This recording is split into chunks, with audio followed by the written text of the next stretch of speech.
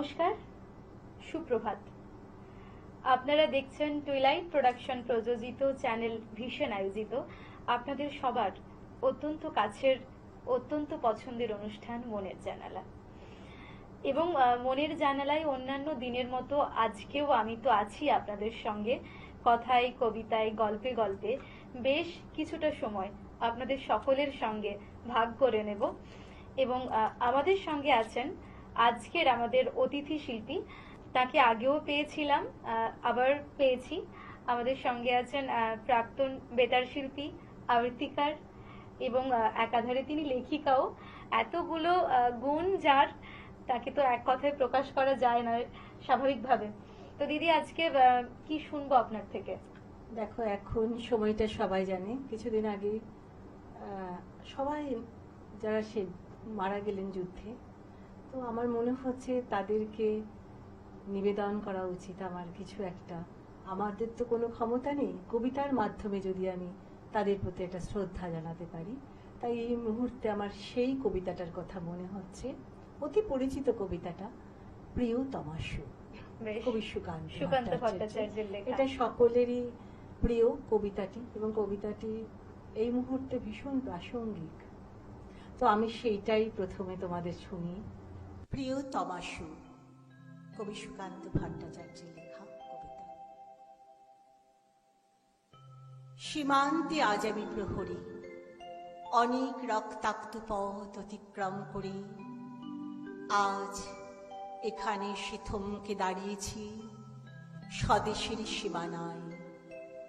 ধূসর তিউনেশিয়া থেকে স্নিগ্ধ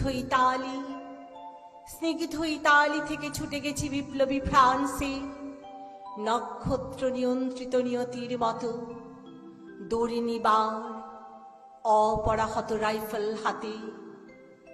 ফ্রান্স থেকে প্রতিবেশী বার্মাতেও আজ দেহে আমার সৈনিকের কড়া পোশাক, হাতে এখনো দুর্জয় রাইফেল, রক্তে রক্তে তরঙ্গিত জয়ের আর শক্তির দুর্বহ দম্ভ। আজ এখন সীমান্তের প্রহরী আমি। আজ কিন্তু নীল আকাশ আমাকে পাঠিয়েছে নিমন্ত্রণ। স্বদেশের হাওয়া খুলে ধরেছে সবুজ চিঠি। কিছুতেই বুঝি না কি করে এড়াবো তাকে, কি করে এড়াবো এই সৈনিকের কড়া পোশাক। যুদ্ধ শেষ, মাঠে মাঠে প্রসারিত শান্তি, চোখে এসে লাগছে তার শীতল হাওয়া। প্রতি মুহূর্তে শ্লথ হয়ে আসে হাতের রাইফেল, গা থেকে খসে পড়তে চায় এই কড়া পোশাক। রাত্রে চাঁদ ওঠে, আমার চোখে ঘুম নেই। তোমাকে ভেবেছি কতদিন, কত শত্রুর পদক্ষেপ শোনার প্রতীক্ষার অবসরে, কত গোলা ফাটার মুহূর্তে, কতবার অবাধ্য হয়েছে মন যুদ্ধ জয়ের ফাঁকে ফাঁকে, কতবার হৃদয় জ্বলেছে অনুশোচনার অঙ্গারে তোমার আর তোমাদের ভাবনায়। তোমাকে ফেলে এসেছি দারিদ্র্যের মধ্যে, ছুঁড়ে দিয়েছি দুর্ভিক্ষের আগুনে, ঝড়ে আর বন্যায়, মারি আর মড়কের দুঃসহ আঘাতে বারবার বিপন্ন হয়েছে তোমাদের অস্তিত্ব। আর আমি ছুটে গেছি এক যুদ্ধক্ষেত্র থেকে আর এক যুদ্ধক্ষেত্রে। জানি না আজও আছো কি নেই, দুর্ভিক্ষের ফাঁকা আর বন্যায় তলিয়ে গেছে কিনা ফিটে, জানি না তাও। তবু লিখছি তোমাকে আজ, লিখছি আত্মম্ভার আশায়। ঘরে ফেরার সময় এসে গেছে। জানি আমার জন্যে কেউ প্রতীক্ষা করে নেই মালা আর পতাকায়, প্রদীপে আর মঙ্গল ঘটে। জানি সংবর্ধনা রটবে না লোকমুখে, মিলিত খুশিতে মিলবে না বীরত্বের পুরস্কার। তবু একটি হৃদয় নেচে উঠবে আমার আবির্ভাবে, সে তোমার হৃদয়। যুদ্ধ চাই না আর, যুদ্ধ তো থেমে গেছে। পদার্পণ করতে চাই না মন ইন্দোনেশিয়ায়। আর সামনে নয়, এবার পেছন যাবার পালা। পরের জন্য যুদ্ধ করেছি অনেক, এবার যুদ্ধ শুধু তোমার জন্য। প্রশ্ন করো যদি এত যুদ্ধ করে পেলাম কি?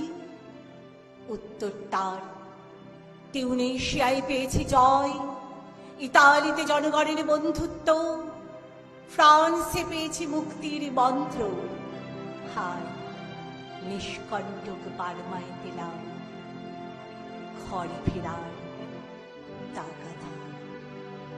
আমি যেন সেই বাঁশিওয়ালা যে সন্ধ্যায় রাজপথে পথে বাতি জ্বালিয়ে ফেরে, অথচ নিজের ঘরে নেই যার বাতি জ্বালাবার সামর্থ্য।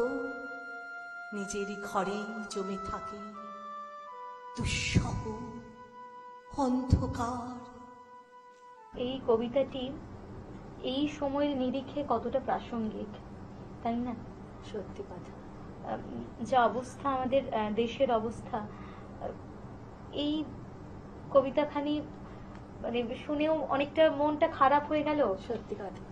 তবে চাই সমস্ত পরিস্থিতি, সমস্ত প্রতিকূলতা কাটিয়ে আমাদের দেশ ভারতবর্ষ একদম। একটা সুস্থ অবস্থায় ফিরে আসুক। নিশ্চয়ই, নিশ্চয়ই। এত মৃত্যু, এত কষ্ট আর দেখতে পাচ্ছি না। ঠিক। এরপর কি শুনবো? এবার এই যে বললে মন খারাপ করা, একটু মন ভালো করা বলি। এখন একটা বয়সের পর আমি দেখছি, বিশেষ করে আমাদের এই কলকাতাতে, যে বয়স হয়ে গেছে, এমনকি ডক্টরের কাছে গেলেও এই বয়সে তো আপনি এরমই থাকবেন, এর চেয়ে ভালো থাকবে না। আফটার 55 কোথাও যেন, বা 60, আরো বড় যারা, তারা বয়স করে, তাদের উদ্দেশ্যে একটা বেশ মজার কবিতা, একটু মন ভালো লাগার কবিতা অবশ্যই। তাহলে একটু ওটাতে যাই, ওটা বলে দিই। একদম একদম। বয়স নিয়ে কবিতা। বয়স বয়স করে মরিস, বয়স আবার কি? সময়টা মোদের বয়স বলে মারছি আর কি। ইচ্ছে হলে খোকা হব, ইচ্ছে হলে বুড়ো, সময়টা কোন লাঠির ব্যাটা, বলবে আমায় ফুরো। ইচ্ছে মতো যাচ্ছি বেঁচে, ইচ্ছে হলে উঠবো নেচে, ইচ্ছে হলে 100 হব, ইচ্ছে হলে 0, সময়টা কোন লাঠির ব্যাটা, বলবে আমায় ফুরো। শরীরে না হয় বাত ধরেছে, রক্তে বাড়ি চিনি, লাভের গুড়ে পিঁপড়ে ধরে চলছে বিকিকিনি। তবু মাছে লুকিয়ে মাকে চাকবো দুধের গুঁড়ো, সময়টা কোন লাঠের ব্যাটা, বলবে আমায় ফুরো। চুলে আমার পাক ধরেছে, মন পাকলো কই, এখনো তো চাঁদ দেখলে অবাক হয়ে রই। এখনো তো ফুচকা চাখি, কামড়ায় কামরাঙ্গা, রাতের ছাদে নিচের সাথে খেলি কুমির টাঙা। কি যাই আসে, পাড়ার লোকে বলছে জ্যাঠা খুড়ো, সময়টা কোন লাঠের ব্যাটা, বলবে আমায় ফুরো। এমন ভাবেই থাকবো আমি, এমনি হেসে কেঁদে, জীবনটাকে জাপটে ধরে ভীষণ ভালোবেসে। থামবো তখন মরণ যখন বলবে আমায় 0, সময়টা কোন লাঠের ব্যাটা, বলবে আমায় ফুরো। সাব্বাস। এটা কি দিদির নিজের লেখা এটা কবিতা? একটা আমার বোন লেখা, মানে কবির, এটা যেহেতু দুটো জুড়ে দেওয়া কবিতা, সেই জন্য আমার বলবো না, দুজনের একটা চলে। এখন আমার ঠিক, যেহেতু অনেক দিন পেরিয়ে গেছি, আমি 2004 সাল থেকে কবিতা লিখি, আমার নিজের কবিতা 2004 সাল থেকে আমি। এখন আরেকটা জিনিস দেখি, এই যে ঠাকুমা দিদিমাদের নিয়ে খুব ভিডিও করে, কেউ খাওয়ার ভিডিও করছে, কেউ এভাবেই করে। তো আমি ভাবছি আমার একটা কবিতা আছে, আমার না কেন জানি মনে হয় তারাও একদিন, ঠাকুমারাও একদিন ছোট হতে মা ছিলেন, মানে জন্মদিন পালন করে খুব খটা করে, হয়তো তারা নিজেরা বুঝতেও পারছে না নাতি পুতি নিয়ে জন্মদিন হচ্ছে। তো নিজেদের এতটাই বয়স, শতবর্ষ আমার নিজে চোখে দেখা, শতবর্ষ পালনও হচ্ছে, এবং সেই বয়স্ক মানুষটি, বয়স্কা মহিলাটি নিজের কথা বুঝতে পারছে না, কি কোথায় কোথায় দূরে দূরে থাকে নাতিপুতি, আশেপাশে থাকে না, এসে খুব ঘটা করে, যেহেতু উচ্চবিত্ত ফ্যামিলি সেরকম ভাবেই হচ্ছে, কিন্তু তিনি বুঝতে পারছেন না, তার কোনো অনুভূতি যে আমিও ছিলাম সেখানে। তখন ফিরে এসে আমি একটা কবিতা লিখেছিলাম যে মেয়েদের জীবনটা একটা অদ্ভুত, তাকে প্রথমে থাকে মেয়ে, তারপরে মা হয়, মাসিমা, পিসিমা, এরকম হতে হতে কখন যে ঠাকুমা, আবার যখন অনেক বেশি বয়স হয়ে যায় তখন হয়তো নিজেদের সব কথাই ভুলে যায়, ছোটবেলার নামটাও হয়তো ভুলে যায় মনে। তাই তো, সেই নিয়ে আমি একটা ছোট্ট লিখেছি। আমার মনে আগে হয় একটা বিজ্ঞাপন বিরতি নিয়ে নিই। আচ্ছা ঠিক আছে, সময় হয়েছে ছোট্ট একটা বিজ্ঞাপন বিরতির। ফিরে আসছি ছোট্ট একটা বিজ্ঞাপন বিরতির পর। আপনারা চোখ রাখুন চ্যানেল ভিশনে, মনের জানালায়। Venus the hot water professionals. আসুন, I will show you. Venus দেখতে সুন্দর, এতে আপনার টাকাও সাশ্রয় হবে এর এনার্জি সেভিং মডেলস এর মাধ্যমে। Instant water heater, storage water heater, tankless water heater, 5 এসির জন্য যা দেয় দীর্ঘ আয়ু। আপনার জীবনযাত্রার সঙ্গে মানানসই সুবিধাজনক model. Trust the hot water professionals for a refreshing bath. নমস্কার, আপনারা দেখছেন টিউলাইট প্রোডাকশন প্রযোজিত, চ্যানেল ভিশন আয়োজিত এবং নিবেদিতা দাস পরিচালিত আপনাদের অত্যন্ত পছন্দের অনুষ্ঠান মনের জানালা।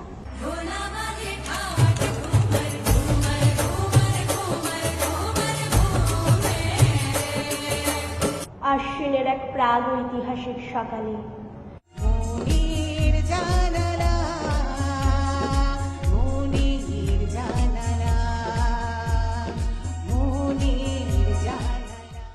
ফিরে এলাম ছোট্ট একটি বিজ্ঞাপন বিরতির পর। আপনারা দেখছেন টুইলাইট প্রোডাকশন প্রযোজিত, চ্যানেল ভিশন আয়োজিত আপনাদের সবার পছন্দের অনুষ্ঠান মনের জানালা। আজকে মনের জানালায় আমি আছি আপনাদের সঙ্গে নিবেদিতা এবং আজকের অতিথি শিল্পী চন্দনাদি। চন্দনাদি, এবার কি কবিতা এবার শুনবো? ওই আমি বয়স্ক মানুষদের কথা যখন বললাম, যে কথা হচ্ছিল, যে কথাটা হচ্ছিল সেই কথাটার প্রসঙ্গেই যে কবিতাটি আমি লিখেছিলাম 2004 সালে লেখা, আমি তখনই অনুষ্ঠানে গেছিলাম। তখন এই কবিতাটার বিস্মৃতি, মানে কিভাবে ধীরে ধীরে একটা এজের পরে অনেক কিছু ভুলতে শুরু করে, তেমনি মহিলাটিও কিছু হাত টানা, আমি কিছু একটা মনে করার চেষ্টা করছিল, আমার মনে হচ্ছিল দেখে। তার শতবর্ষের যা 99 হয়ে গেছে, শতবর্ষের হচ্ছিল তখন আর কি, সবাই মিলে নাতি পুতি যে যেখানে খুব ঘটা করে, তখনই সেই ছোট্ট ঘটনাটা নিয়ে আমি এই কবিতাতে তুলে ধরেছি। সেইটা মানে আমরা মেয়েরা কেমন আস্তে আস্তে পরিবর্তিত হতে, মেয়েরা কেন সবাই, সেটা মানুষের জীবনই একটা এবং পরিবর্তন, বিশেষ করে মেয়েরা, বিশেষ করে মেয়েরা, কারণ মেয়েরা সংসারের মধ্যে এভাবে ডুবিয়ে দেয় নিজেদের, নিজেদের অনেক কিছু ভুলে যায় বা ভুলে যেতে বাধ্য হয়, বা দুটোই হয়। সেটাই। সেইটাই, কেননা সংসারকে তারা এখনো বিলিয়ে দেয়। বিশেষ করে আমি বলবো বাঙালি মেয়েরা এখনো, বাঙালি বলতে আমার এটা গর্ব হয়, কেন বাঙালিদের মধ্যে এটা অতিরিক্ত বেশি দেখি, বাচ্চাদের জন্য সবকিছু করতে পারে, বাঙালিদের মধ্যে আরো বেশি দেখি। তাই এই কবিতাটা বিস্মৃতি, আমি এটা একটু শোনানোর চেষ্টা করছি। একেবারে। আমরা মেয়েরা নিজেদের যতই আধুনিকা মনে করি না কেন, প্রাচীন গণ্ডি থেকে বেরিয়ে আসতে পারি না কখনো। তাই তো আমরা নিজের সত্তাকে বিসর্জন দিয়ে নিজেকে পারি বিলিয়ে দিতে।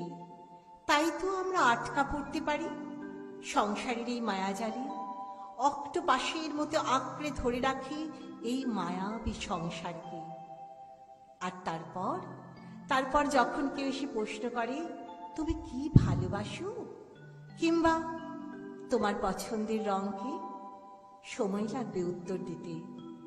পাল্টে গেছে আমার রুচি, পাল্টে গেছে আমার ঢং। কিন্তু প্রশ্ন করে যদি কিসে তোমার রুচি, কর্তার বা বাড়ির অন্য কারোর, সাথে সাথে উত্তর মিলবে তার। ভয় হয় কোন দিন না নিজের নামটাই ভুলে যায়।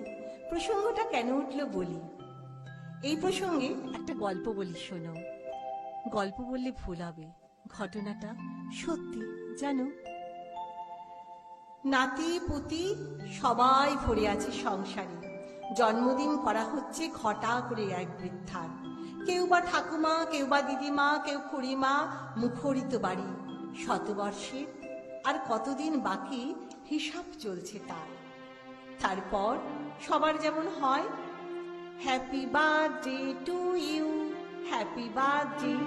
ও বড় ঠাম্মি, তোমার নামটা বলো না, বলো না। আবদার ছোট্ট নাতিটির। তাই তো বৃদ্ধা ভাবেন, ছোটবেলায় তো সুন্দর একটা নাম ছিল, অতীতের দিনগুলো সে হাতড়ায়, খুঁজে পায় না, খুঁজে পায় না বৃদ্ধা তার আদরের নামখানি। হ্যাঁ, একটু একটু মনে পড়ছে বই কি, দিয়ে কিছু কোনো নাম। মজা করে একজন বলে ওঠে, তাহলে পুঁজি টুজি হবে নিশ্চয়। হাসির কলরবে ভরে ওঠে সারা ঘর। এমন সময় দরজাতে টোকা মারে দারোয়ান, হাতে ছোট্ট লেফাফা। কেউ একজন দিয়ে যায়। কুসুম দেবীকে?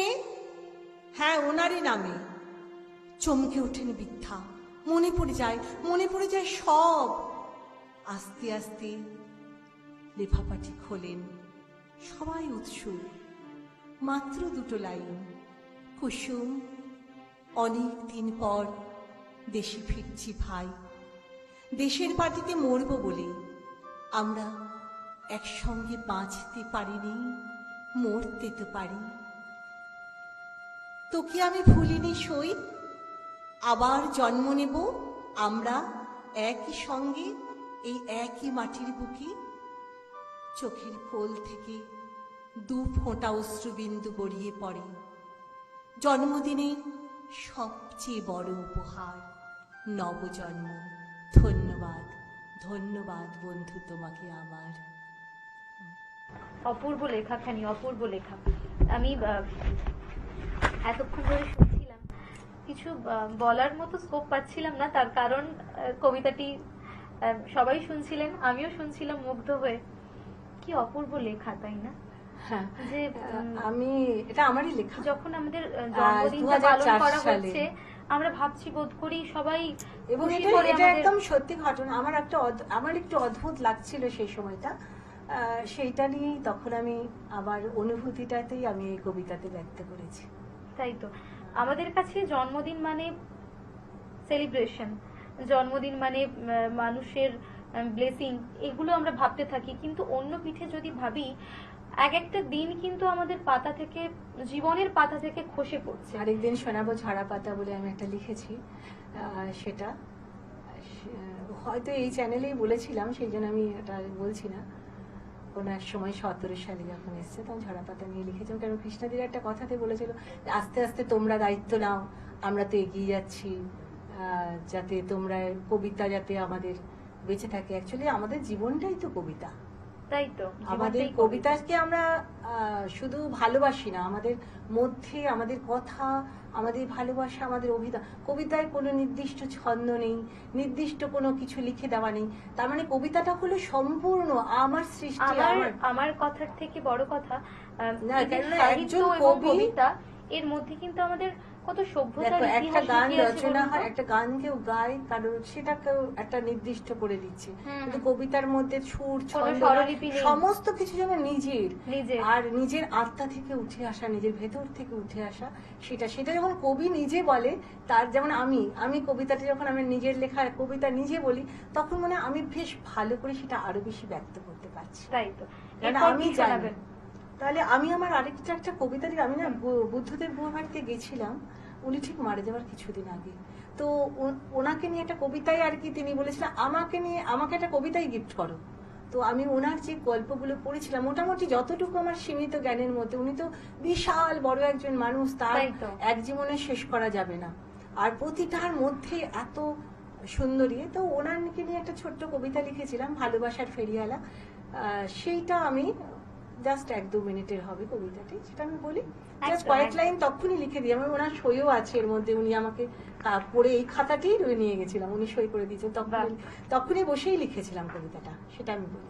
উনি খুব ভালোবেসেছিলেন এটা, ওনার চোখ দিয়ে তখন জল বেরোচ্ছিল, এবং উনি অনেক অনুভূতিশীল হয়ে পড়েছিলেন সেই মুহূর্তটা, আমি সেটা ভুলবো না। ভালোবেসে যখন কেউ কাছে টেনে নেয়, এটা তো পরম প্রাপ্তি। ওনার কবিতাগুলো, গল্পগুলো যখন পড়ি, মনে হয় যেন সবই মনে হয় এটা বোধহয় আমাকে নিয়ে লেখা, তাই তো, এটাই বোধহয় সব মেয়েদের মনে হবে, সব কোথাও একটা। মেয়েদের মনে হবে। তাই এটা বেশ, লিখেছি। শুনবো তাহলে। তো ছোট্ট একটু ভালোবাসার ফেরিওয়ালা।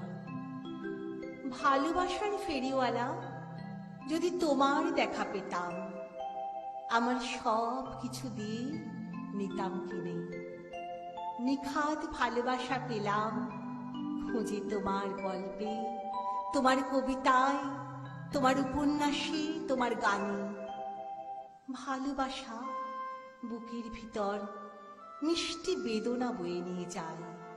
উদাস দুপুর, উষ্ণ বাতাসে, আকাশের কোণে কোণে আমার পায়ের নূপুর বেজে উঠেছিল গুনগুনিয়ে। কোয়েলের স্রোতে, নিবিড় শাল বনে।